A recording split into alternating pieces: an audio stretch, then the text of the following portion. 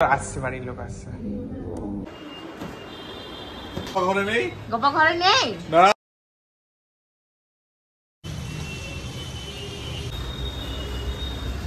যেটা তুমি অবশ্যই নিজের রিকোয়ারমেন্ট অনুযায়ী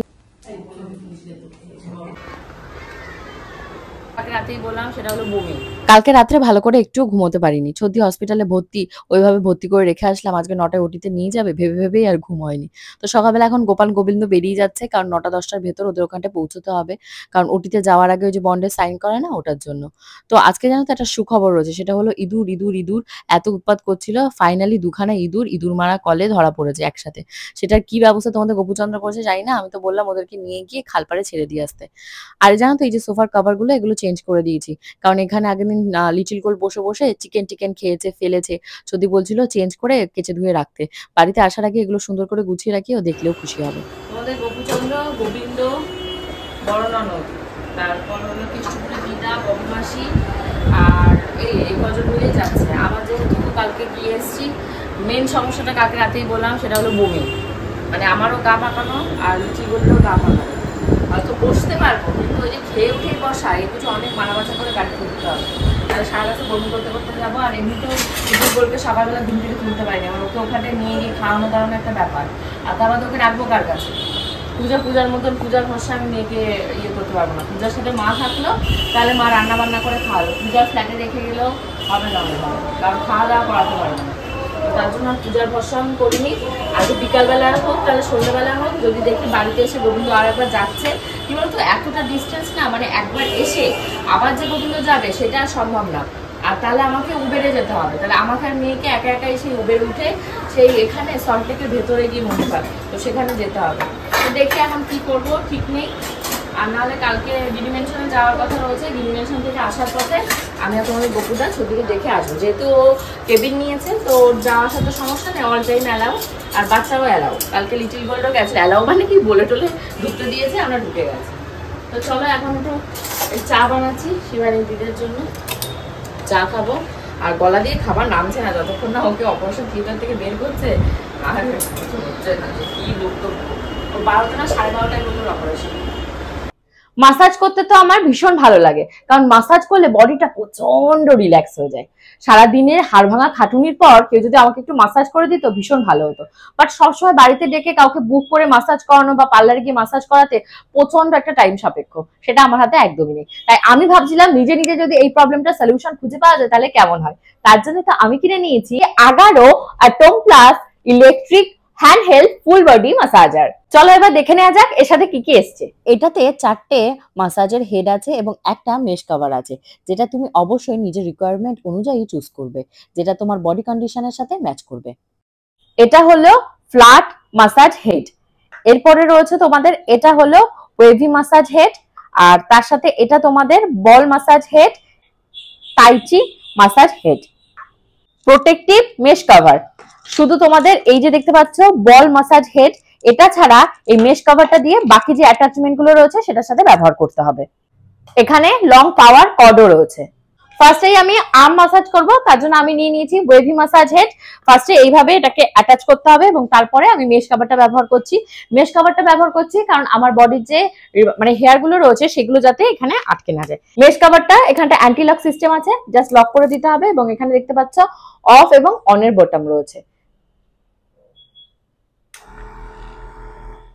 এটাতে কিছু ফিচার্স আছে, যেমন ভাইব্রেশন অ্যান্ড রোটেশন থেরাপি, তার পাশাপাশি হাইড্রোক মোটর, এবং এর পাশাপাশি এটাতে রয়েছে পাওয়ারফুল 28 ওয়াটের মোটর এবং লং পাওয়ার কর্ডও আছে।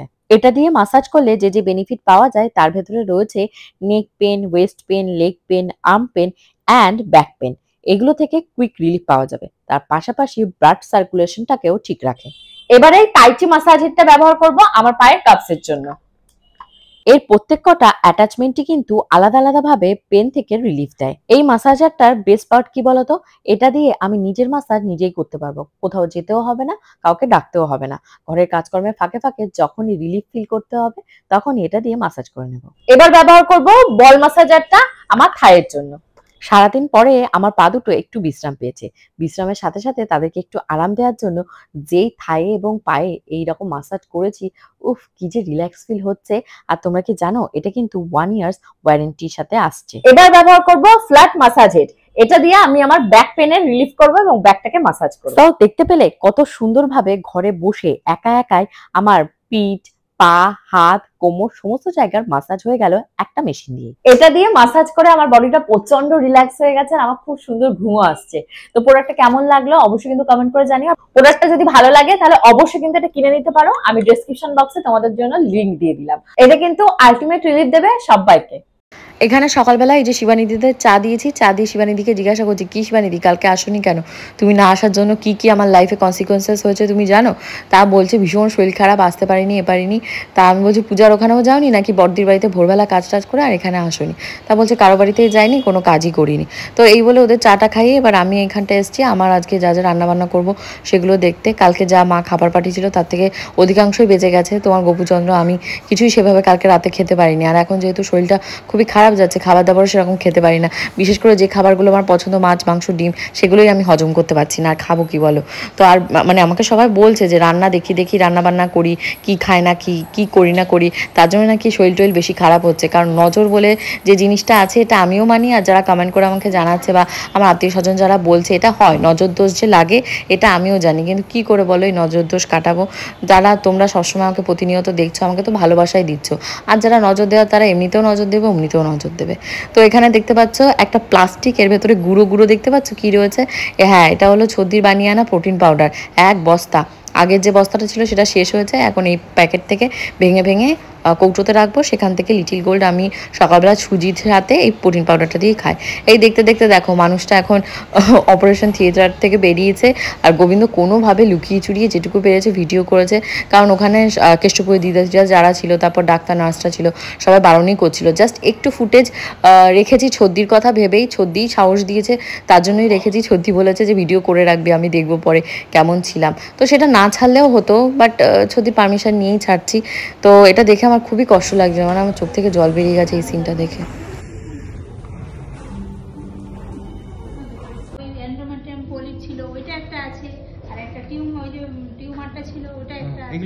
ওইগুলো দেখো। না না আচ্ছা আচ্ছা আচ্ছা ঠিক আছে ঠিক আছে। হসপিটালে খবরাখবর নিতে নিতেই ভাবলাম ছাদে যে সমস্ত জামা কাপড় হাফ তো উড়ে চলে গেছে, কারণ উল্টো পাল্টা হাওয়া দিচ্ছে। ছাদে ওদের দিয়ে জামা কাপড় কাচিয়ে মেলতে দিয়ে একটাও ক্লিপ লাগায় না। ওই ছাদে যে সমস্ত মেলে বাপিদাদের ছাদে সেগুলোতে ক্লিপ লাগায়, বাকি সব উড়ে লিটিল গোল্ডের ছোট্ট ছোট্ট প্যান্ট জামা কোথায় যে কোথায় চলে যায় জানি না। মেলতে দিয়ে এক গাদা, এবার তোলার সময় গুনে দেখি হাফ ডজন জামা কাপড় হাওয়ার রোড। ওদের গপুদাকে ফোন করলাম, ছদ্দিকে এখনো হয়নি অপারেশন থিয়েটারে, প্রায় ঘড়িতে এখন বাজছে 12টা। ছদ্দিকে অনেকক্ষণ হয়েছে ঢুকিয়ে দিয়েছে, তো সেই উনাকে 11টা সাড়ে 11টায় ঢুকিয়েছে। মানে আমি বললাম না 12টাতে এখনো ওকে ওটিতে নেয়নি। হ্যাঁ কি খবর?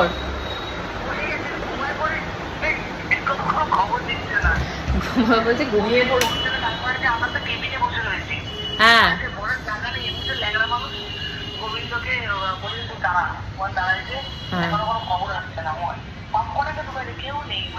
না, এটা তো একটা লাইন বাই লাইন ঢুকিয়েছিল। আমার সময় তো তাই করেছিল, ঢুকে নিয়ে অজ্ঞান করতে করতে অজ্ঞান করে মানে রেডি ফেডি করতে করতে তো টাইম লাগে। মানে একটা কেউ বের করেনি নাকি? ও বুঝেছি। আচ্ছা আচ্ছা আচ্ছা আচ্ছা আচ্ছা। হ্যাঁ না, একটা 1:30 বললো, গোবিন্দ বললো 1:30টার ভেতরে হয়তো বের করে দেবো। জানলাম কি হলো, এখনো তো খবর পেলাম নাকি 2 বাজে। ঠিক আছে তোমরা খাওয়া দাওয়া কি করবে? হ্যাঁ দিদা বললো, আমি ফোন করেছিল তখন বললো। ওরে বাবা, আচ্ছা ঠিক আছে থাকো। ছদ্দি বেরোলে বুঝেছো, গোবিন্দকে মনে করে বলো ভিডিও করে রাখতে। ছদ্দিও বলে গেছে, ছদ্দিও দেখবে। আচ্ছা ঠিক আছে, তুমি থাকো তাহলে। ছদ্দি আমি ভিডিও করতে কি বলবো, মানে ছদ্দি মানে গোবিন্দকে ইনস্ট্রাকশন দিয়ে গেছে যে আমাকে যখন ওটিতে ঢোকাবে, ওটি থেকে যখন বের করবে তারপর যখন বেডে দিয়ে দেবে, ও যখন শুয়ে থাকবে সেই সমস্ত ভিডিও করে রাখতে। অ্যাকচুয়ালি ব্যাপারটা সেটা না, ব্যাপারটা দেখো তোমাদের কাছে হয়তো মনে হবে বাবা অপারেশনের কাছে এবার ভিডিও করছে। যেমন আমার অপারেশনের সময় সবার একটা স্মৃতি থাকে, ও ফার্স্ট টাইম যাচ্ছে, ওর একটা এক্সাইটমেন্ট থাকতেই পারে। এটা তো এরকম নয় ক্রিটিক্যাল রোগ, কঠিন রোগ, অপারেশন হতে গেছে, টেনশনে থাকবে। এটা একটা রোগ ধরা পড়েছে, এটা হয়ে থাকে ওভারিয়ান সিস্ট, চকলেট সিস্ট। এটা ভালো একটা ডাক্তারের কাছ থেকে অপারেশন করছে, ভালো একটা মানে সুপার স্পেশালিস্ট হসপিটাল, মণিপালের মতন হসপিটাল, পলিসাটাজির মতন ডক্টর, গাইনোকোলজিস্ট এবং তার হাজবেন্ড, তো দুজনেই খুব ভালো ডাক্তার। তো হচ্ছে, তো আমরাও খুব খুশি, ওকে আবার দেখতে যাব। তো ও না বেরোলে তো বুঝতে পারছেন যে কখন কে বাড়ি ফেরত আসবে, কে আমাকে নিয়ে যাবে, কেউ না নিলে উবেরে যাবো না বাড়িতেই পৌঁছবো, কি করবো। তোমরা কিন্তু সবাই প্রার্থনা করো যদি যেন তাড়াতাড়ি সুস্থ হয়ে যায়। আর আমার রান্নাবান্না হয়ে গেছে, এটা আমি যে এখন একটু বসে আছি, বসে ভিডিওটাকে জাস্ট ছাড়লাম। ও পাশে আমার বাথরুমের দরজাটা খোলা, উঠে গিয়ে যে বন্ধ করবো তার ইচ্ছা করছে না, মানে একটু ভয় ভয়ও লাগছে যে ওটিতে ঢুকিয়েছে, এখনো একটা কেউ বের করেনি। বললো বদ্দি শুনলে না, ওরা সব কেবিনে বসে রয়েছে, সর্দির যে কেবিনটা নেওয়া হয়েছে কেবিনে ওরা সব বসে রয়েছে। দিদা লুচি টুচি বানিয়ে নিয়েছে, দিদা সকালে আমাকে ফোন করেছিল, তখনই বললো লুচি টুচি নিয়েছে। তোমাদের গপুদাও সকালে কিছু খায়নি, আমিই দিইনি ইচ্ছা করে। তো সকালবেলা একটু খালি পেটে লেবু জল খেয়েছে, যে তারপর দিদা যেই বলেছে লুচি বানিয়ে নিয়েছে, আমি এখান থেকে দিইনি। গিয়ে তো ওই লুচি যদি খায় খেলেও তো পেটে জমা হবে, নাহলে ভেবেছিলাম ফ্রাইড রাইস বানিয়ে দেবো সাথে নিয়ে যাওয়ার জন্য। ঠিক আছে, একবার বৃষ্টি হচ্ছে, একবার রোদ উঠছে, আবার মেঘলা হচ্ছে। জামা কাপড় তখন কিছু ভিজে গেছে, সেগুলো আর তুলিনি, ভিজে গেছে বলে ভেজাই থাক। তো সেগুলো অলমোস্ট এখন হাওয়াতে শুকিয়ে গেছে। আমি এখন দেবো পুজো দিয়ে লিটিল গোলকে খাওয়াবো জুস, খাইয়ে তারপর যাবো ঠাকুর ঘরে। যে ওই যে প্লাস্টিকের আর্টিফিশিয়াল ফুলগুলো লাগানো ছিল, সর্দি আগের দিন বলছিল মানে ফুলগুলো খুলে ফেল, অনেক পুরনো হয়ে গেছে। আর না হলে বাড়িতে কোনো অকেশন থাকলে ওটা লাগালে ওর যে মানে ক্রেজ থাকবে, সবসময় লাগানো থাকলে না কোনো ডিফারেন্স ফিলিংস আসবে না। তো আমি ভেবে দেখলাম ঠিক, তো এগুলো খুলে দিয়েছি, কেমন লাগছে জানি। এখন বাজে তোমাদের এক্স্যাক্টলি 8:56, মানে 9টা। তো তোমাদের গোপুচন্দ্র ছদ্দিকে ওখান থেকে দেখে গেছিল না প্রজেক্টের কাছে সেক্টর 5-এ। আর গোবিন্দ আজকে রাতের বেলা থেকে যাবে, যেহেতু ছদ্দির অপারেশন হয়েছে, ও সেন্সলেস থাকবে। এখন ওর জ্ঞান ঠিকঠাক মতন আসেনি। ওর কেবিনে যে সুইচ দিয়েছে ওটা হয়তো টিপতে পারবো না কোনো সময়, ওর ব্যথা হবে। আজকে তো প্রচণ্ড ব্যথা হবে। আমি যখন বিপ্লব পালের কাছ থেকে ডেলিভারি করেছিলাম আমার কোনো রকমের কোনো পেন হয়নি, মানে উনি এত সুন্দর ট্রিটমেন্ট করেছিল। কিন্তু যখন আমার গলব্লাডারের স্টোনটা আমি অপারেশন করেছিলাম তখন আমার রাতেরবেলা প্রচণ্ড ব্যথা হয়েছিল। একটাও সেই পেন কিলার দেয়নি, মাঝরাতে সে চেঁচিয়ে তারপর আমাকে একটা ব্যথার ওষুধ না ঘুমের ওষুধ কি দিয়েছিল, খেয়ে দিয়ে তারপর একটু ঘুমিয়েছিলাম। তো এবার তার জন্য গোবিন্দকে থাকতে বলেছে। কিন্তু এদিকে একটা ফ্যাসাকাল যেটা হয়েছে সেটা হলো আমাদের বাড়িতে তো গাড়ি একটা, তো গোবিন্দ তো ওই গাড়িটা নিয়ে গেছে। কালকে যেহেতু আমার গিনি মেনশনে যাওয়ার কথা ছিল, আর লিটিল গোলকে যেহেতু সাথে নেবো না কালকে, তাহলে কী হবে, লিটিল গোলকে মায়ের কাছে রেখে যেতে হবে। এবার মায়ের কাছে তো মা তো ওইভাবে তো পুরোটা টাইম রাখতে পারবে না, কারণ মা তো দোকান রয়েছে। লিটিল গোলকে খাবার দাবার করে টোরে নিয়ে তারপর পূজাকে এসে দেখতে হবে। এবার তাহলে গাড়িতে করে লিটিল গোলকে নামিয়ে তারপর বিটি কলেজ হয়ে আমাকে গিনি মেনশনে যেতে হবে। তো এটা ভাবা হয়েছিল গাড়ি থাকলে। এবার গাড়ি না থাকলে কি করবো বলো, ওলা উবেরে, মানে মেন ব্যাপারটা কি, আমি তো সাজগোজ করে থাকি, ওটা তো একটা প্রফেশনাল জায়গা, মেকআপ নিয়ে টেনশন শুরু হয়ে যায়, মানে এখান থেকে ওখান থেকে উঠে যায়। তো ওটা নিয়ে এখন আর অত টেনশন হয় না, কিন্তু না হলেও একটা হেডেক হয়ে যায় যে লিটিল গোলকে নামাতে হবে, আবার ওখানে গিয়ে একটা ওলা উবের বুক করতে হবে, করে তারপর যেতে হবে। এইটা যেহেতু মেন রোডের উপরে আমার শ্বশুরবাড়িটা, কী হয় এখান থেকে টুক করে উবের ওলা সমস্ত বুকিং নিয়ে নেয়। বাট বাপের বাড়িটা যেহেতু একটু ভেতরের দিকে, তখন ঠিকঠাক টাইম মতন বুক নিতে যায় না। আর যদি সেটা দুপুর ধরো 1-1:30 হয়ে যায়, কারণ 12টা 12:30 আগে আমি লিটিল গোলকে স্নান করিয়ে খাইয়ে রেডিও হতে পারবো না।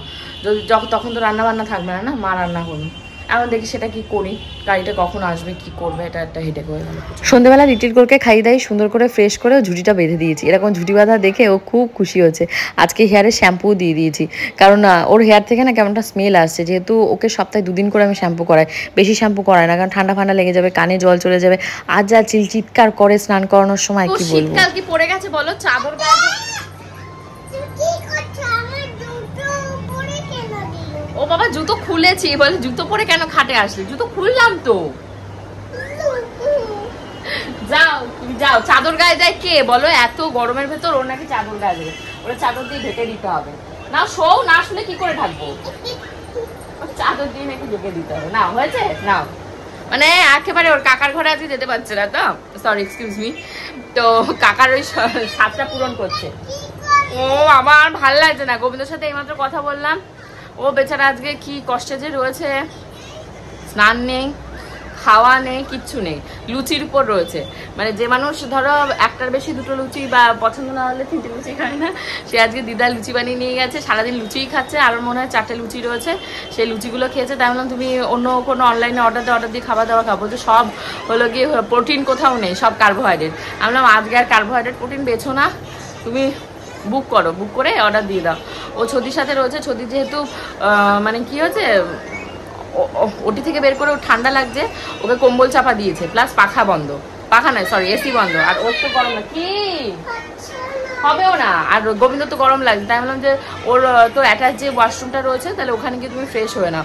বলছে আমি তো থাকবো বলে প্রিপারেশন নিয়ে আসিনি, তাই কিছু আনিনি। আমি কিছু আনতে হবে না, তুমি ঢুকে যাও, ওর টাওয়াল আছে সেগুলো ইউজ করো, আর কি করবে, যেহেতু প্রিপারেশন তুমি নিয়ে যাওনি।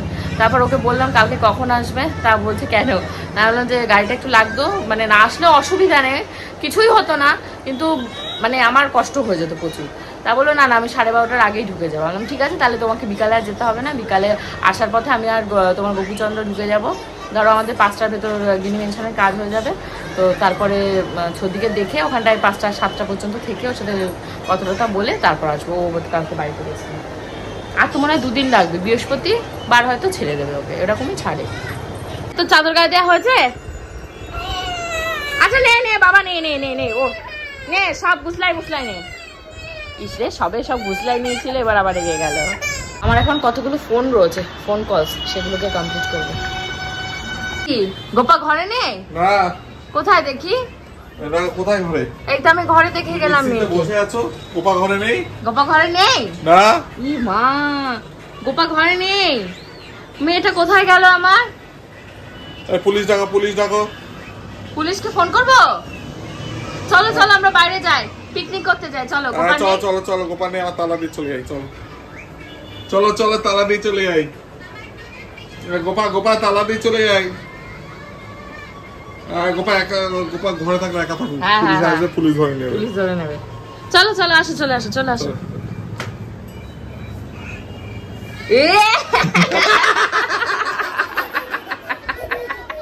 ও পুলি দিয়ে বসে আছে, তুমি এসে দেখছো কি করছে?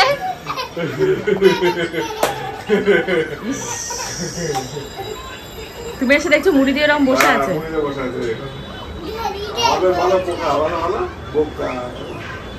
কে বোকা, তুমি না বাবা বোকা?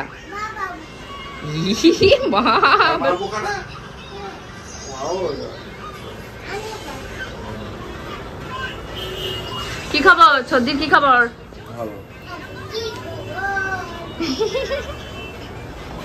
খাবে। বাজে ঘড়িতে এখন প্রায় রাত্রির 1:30 2টোর কাছাকাছি। আমি এখন ভয়েস ওভার দিয়ে ভিডিওটা এডিটিং করে রাখবো, কারণ কালকে যেহেতু সকালবেলা বেরোতে হবে। আর সন্ধ্যেবেলা একটু ঘুমিয়ে পড়েছিলাম, ঘুম থেকে উঠতে উঠতে প্রায় 8টা বাজে, রাতে ডিনার হয়ে গেছে। জাস্ট আমার ভয়েস ওভারটা দেওয়ার জন্য লিটল গোলকে ঘুম পাড়াতে পারছি না, কিছু করার নেই। হোপফুলি আজকে ব্লগটা তোমাদের ভালো লেগেছে, যদি ভালো লেগে থাকে অবশ্যই কিন্তু কমেন্ট সেকশনে কমেন্ট করে জানিও। আর আমার ফেসবুক যে পেজটা রয়েছে প্রিয়াঙ্কাস টাইম স্টোরি, সেটা ফলো করে দিও, দেখলে তো ছদির অবস্থা কি রয়েছে। হোপফুলি কালকে ছদিকে দেখবো এবং তোমাদেরকেও দেখাবো। সবাই অপেক্ষা করো দুপুর 2টোর সময়। Bye bye.